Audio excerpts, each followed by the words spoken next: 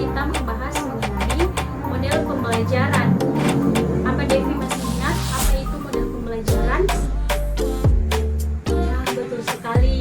Jadi, model pembelajaran merupakan suatu kerangka konseptual yang melukiskan prosedur secara sistematis dalam mengorganisasikan pengalaman belajar untuk mencapai tujuan belajar tertentu dan berfungsi sebagai pedoman bagi para perancang pembelajaran dan para pengajar dalam merencanakan dan melaksanakan aktivitas pembelajaran. Baiklah anak-anak, pada pertemuan kali ini kita akan membahas mengenai model demonstrasi.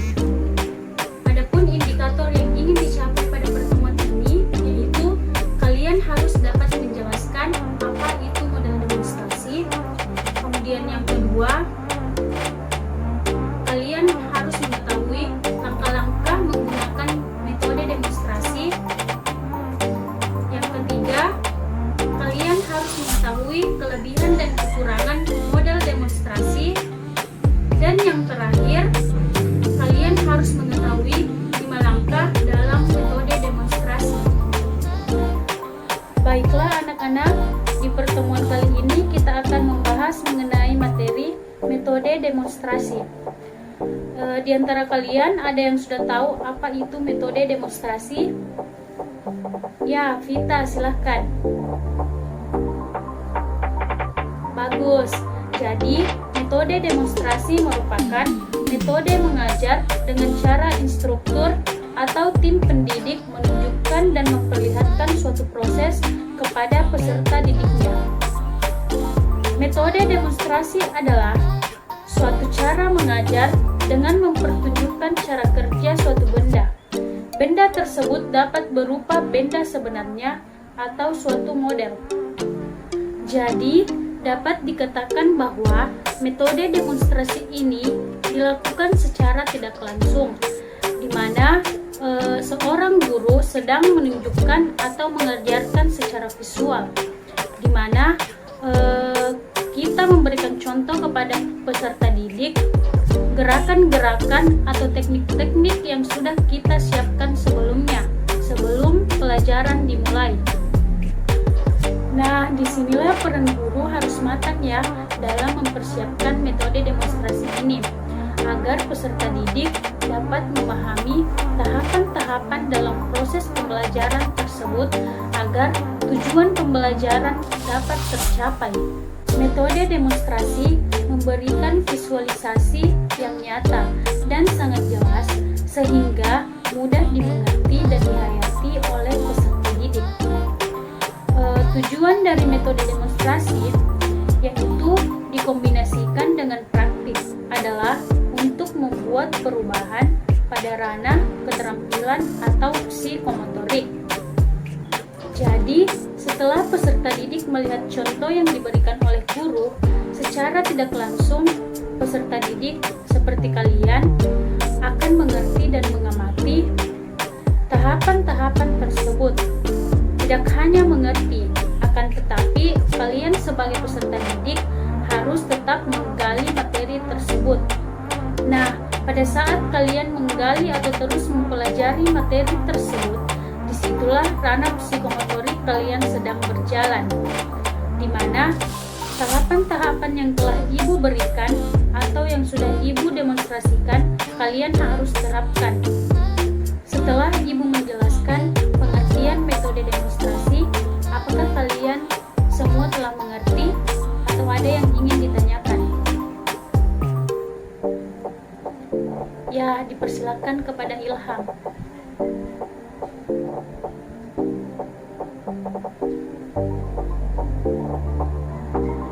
Terima kasih kepada Ilham.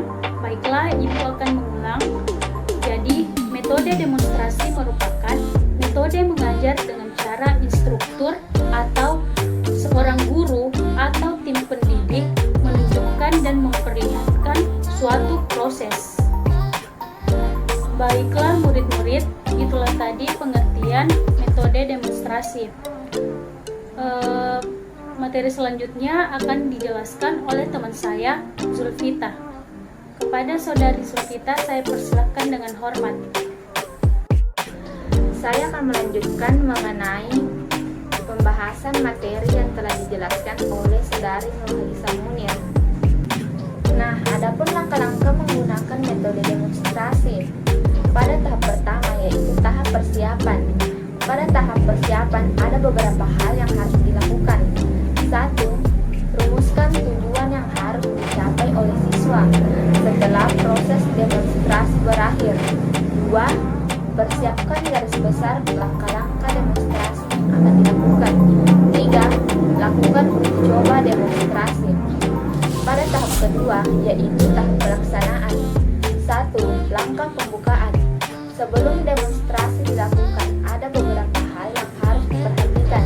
Di antaranya, A. Aturlah tempat yang duduk, memungkinkan semua siswa dapat memperhatikan dengan jelas apa yang didemonstrasikan.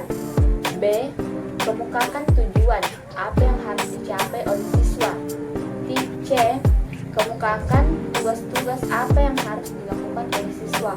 Misalnya, siswa ditugaskan untuk mencatat hal-hal yang dianggap penting dari pelaksanaan demonstrasi. Nah, langkah kedua, pelaksanaan demonstrasi. A. Mulailah demonstrasi dengan kegiatan-kegiatan yang merangsang siswa untuk berpikir. Misalnya, melalui pertanyaan-pertanyaan yang mengandung teka-teki, sehingga mendorong siswa untuk tertarik memperhatikan demonstrasi. B. Ciptakan suasana yang menyejukkan dengan menghindari suasana yang menegangkan. C. Yakinkan bahwa semua siswa mengikuti jalannya demonstrasi dengan memerhatikan reaksi seluruh siswa. D. Berikan kesempatan kepada siswa untuk secara aktif memikirkan lebih lanjut sesuai dengan apa yang dilihat dari proses demonstrasi itu. Dan yang terakhir yaitu langkah mengakhiri demonstrasi. Apabila demonstrasi selesai dilakukan, proses pembelajaran perlu diakhiri dengan memberikan tugas-tugas tertentu yang ada kaitannya dengan pelaksanaan demonstrasi dan proses pencapaian tujuan pembelajaran. Hal ini diperlukan untuk meyakinkan apakah siswa memahami proses demonstrasi itu atau tidak. Selain memberikan tugas yang relevan, ada baiknya guru dan siswa melakukan evaluasi bersama tentang jalannya proses demonstrasi itu untuk perbaikan selanjutnya. Nah, selain langkah-langkah metode demonstrasi, ada juga kelebihan dan kekurangan metode demonstrasi. Kelebihan metode demonstrasi. 1. Dapat membuat pengajaran menjadi lebih jelas dan konkret sehingga menghindari verbalisme atau pemahaman secara kata-kata atau kalimat. 2. Siswa lebih mudah memahami apa yang dipelajari. 3. Proses pengajaran lebih menarik. 4. Siswa dirangsang untuk aktif mengamati, menyesuaikan antara teori dengan kenyataan dan mencoba melakukannya sendiri. Nah, ada juga kekurangan metode demonstrasi. 1. Metode ini memerlukan keterampilan guru secara khusus karena tanpa ditunjang dengan hal itu pelaksanaan demonstrasi tidak akan efektif. 2. Fasilitas seperti peralatan, tempat, dan biaya yang memadai tidak selalu tersedia dengan baik. 3. Demonstrasi memerlukan kesiapan dan perencanaan yang matang, di samping memerlukan waktu yang cukup panjang yang mungkin terpaksa mengambil waktu atau jam pelajaran lain. Sehingga melakukan metode demonstrasi ini, kita perlu mengkombinasikan dengan metode lain sehingga dapat saling melengkapi. Sebelum kita melanjutkan pembahasan, apakah ada yang ingin bertanya? Baiklah, jika tidak ada yang ingin bertanya, pembahasan selanjutnya akan dibahas oleh teman kelompok saya, yaitu Saudara Aksan Nurmudi. Adapun 5 langkah PESOS dalam metode demonstrasi. Yang pertama, prepare adalah artinya persiapkan peserta dengan diberikan pemahaman tentang praktek yang perlu dicapai dengan baik. Yang kedua, explain, yang artinya jelaskan bagaimana proses demonstrasi atau praktik yang akan dilakukan. Proses demonstrasi. Yang ketiga, show atau penunjukan, artinya itu tunjukkan cara melakukannya, berikan contoh. Yang keempat, observasi atau observe, yang artinya ketika peserta mendemonstrasi sesuatu, amati dengan seksama. Dari kata observasi, mengamati. Lalu ada yang kelima, summers, yang artinya beri peserta kesempatan untuk evaluasi diri. Summers artinya evaluasi diri dan berikan input terhadap apa yang dilakukan peserta saat demonstrasi. Selanjutnya mungkin itu saja yang bisa saya sampaikan. Baik, setelah saya menjelaskan tentang penjelasan metode demonstrasi, kini saya akan simpulkan. Jadi kesimpulannya itu, metode demonstrasi merupakan salah satu metode pembelajaran berjenis pengalaman langsung. Artinya siswa mengalaminya, mempraktekkannya, berbuat sendiri, mengolah dan merenungkan langsung apa yang dikerjakannya. Demonstrasi dilakukan bagi materi yang memerlukan peragaan atau percobaan. Metode demonstrasi ini merupakan metode penyajian pelajaran dengan memperagakan dan mempertunjukkan kepada siswa yang tak tentang suatu proses, situasi atau benda tertentu, baik sebenarnya atau hanya sekadar tiruan. Penggunaan teknik demonstrasi mempunyai tujuan agar siswa mampu memahami tentang cara mengatur dan menyusun sesuatu. Metode demonstrasi merupakan metode mengajar yang efektif yang menolong siswa mencari jawaban atas pertanyaan-pertanyaan seperti bagaimana cara membuatnya, terdiri dari bahan apa, bagaimana cara mengaturnya, bagaimana proses bekerjanya, bagaimana proses mengerjakannya.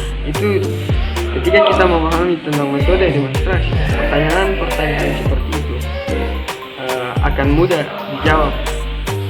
Kita memahami. Itulah kesimpulannya.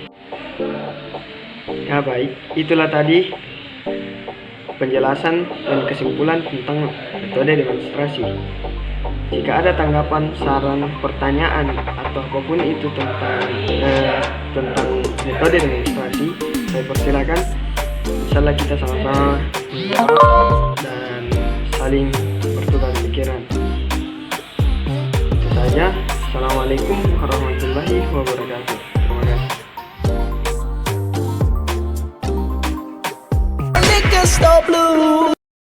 Assalamualaikum anak-anak. Waalaikumsalam. Selamat pagi. Pagi, Pak. Gimana sih kabar kalian? Baiklah, sebelum kita memulai pelajaran hari ini, baiknya kita berdoa dulu ya. Iya, Pak. Nanti pimpin doanya. Ya Pak. Baiklah kawan-kawan, sebelum belajar hari ini mari kita berdoa. Berdoa, mulai.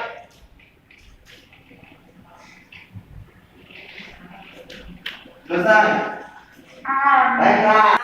Baiklah, kita hari ini akan belajar tentang tema 5, yaitu tentang permainan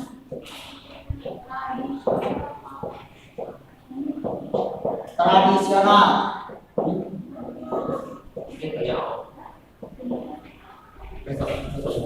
Subtema 1 tentang olahraga tradisional.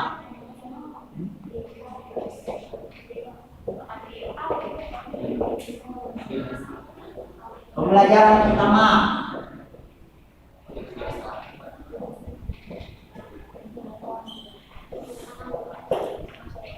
Kalian membawa bukunya enggak? Ya.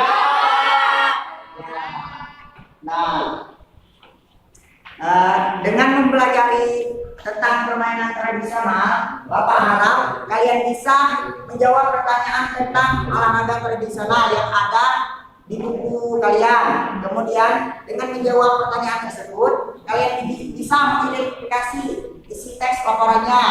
Kemudian dengan membuat layang-layang nanti kalian bisa menemukan simetri pada bangun data.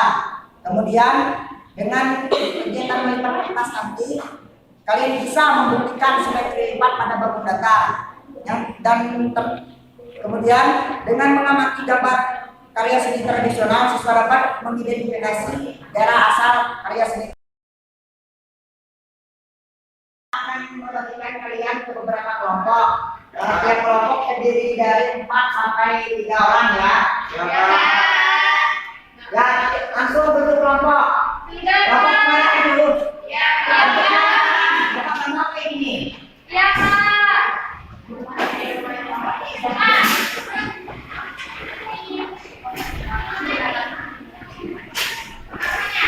Pak, ketemu berapa orang, Pak? 4 orang, 3 kelompok. 3 kelompok.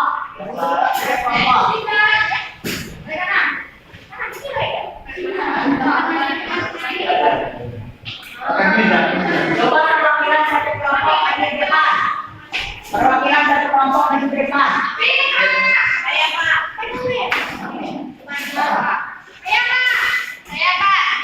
Maju ke depan. Jangan putar. Ah, ini bayar. Kau. Bukan Pak. Bako. Mulai yang sana. Macam mana mulai yang sana? Oh, gambar.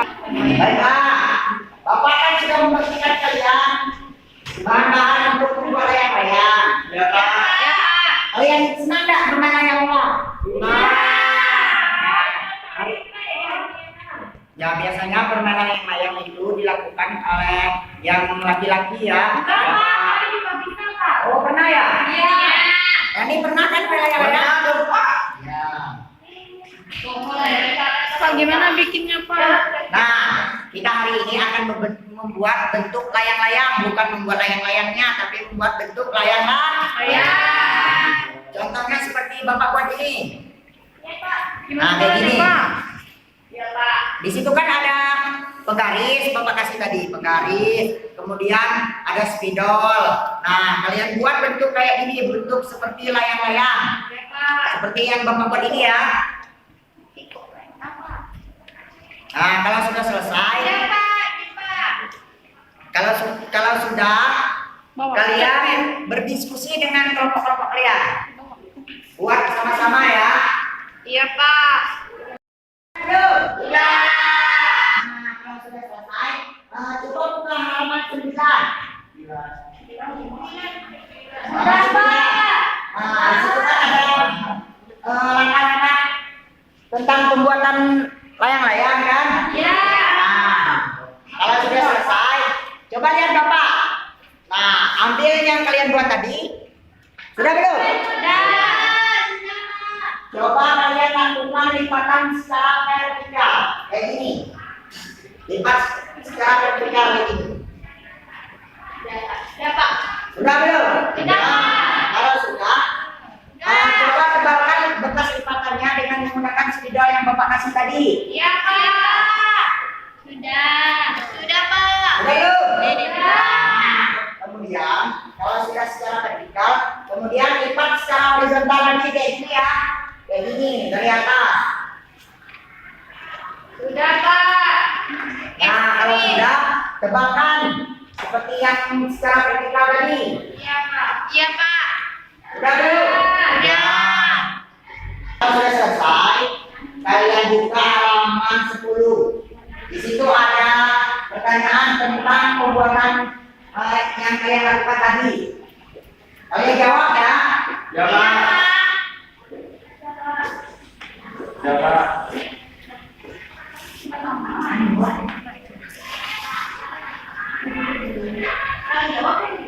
Jawab. Sudah, Pak. Diskusi dengan teman-teman kalian.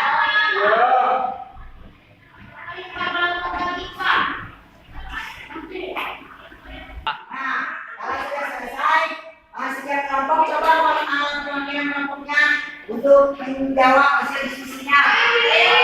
Coba kelompok ini berapa satu? Iya, Pak. Sudah, Pak. Langsung baca, Pak. Ya, nomor 1. satu itu. Nomor 1.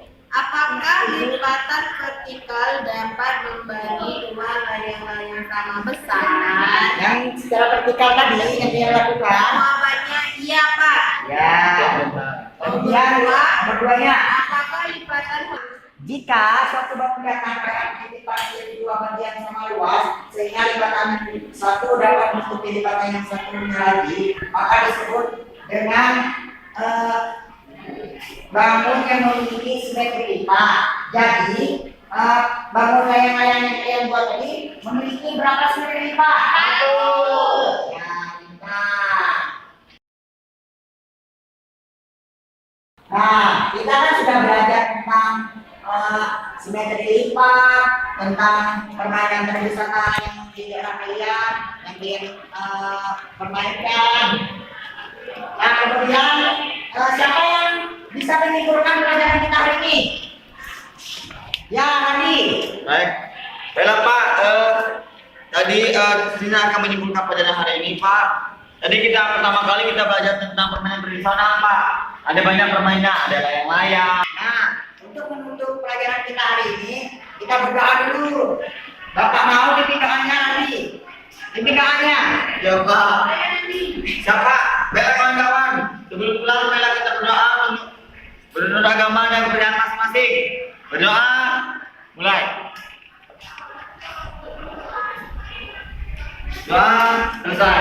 Beri salam.